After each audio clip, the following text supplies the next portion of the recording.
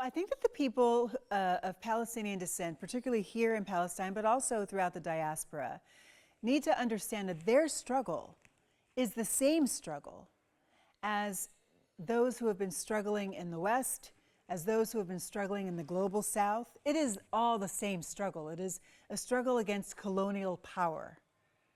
It is a struggle to move oneself from the object of colonial story and narrative to the subject of your own story, to realize that unlike what we have been told for centuries, that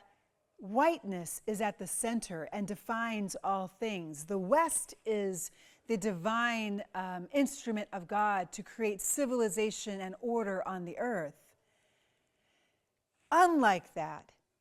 actually what God did is to place God's image in all of us, and as such, create in us the call and the capacity to exercise rada, stewardship, agency in the world. When we realize that, then we will be able to rise up as Gandhi did, as they did in South Africa, as people of African descent did, both to throw off slavery and also Jim Crow,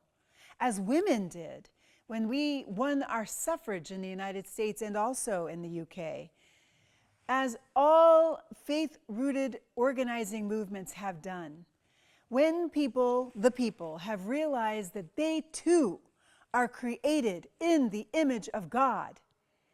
and that privilege is not only held by some subset of humanity, but rather by all humanity, as it says on the first page of the Bible. When we've realized that, then we've been able to rise up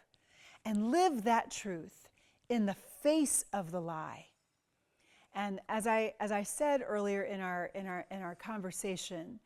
when we do that, and that truth is rooted deeply in us to the point where we are willing to march in front of military power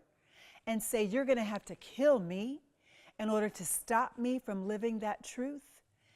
then and only then have we been able to win our freedom against the colonial lie.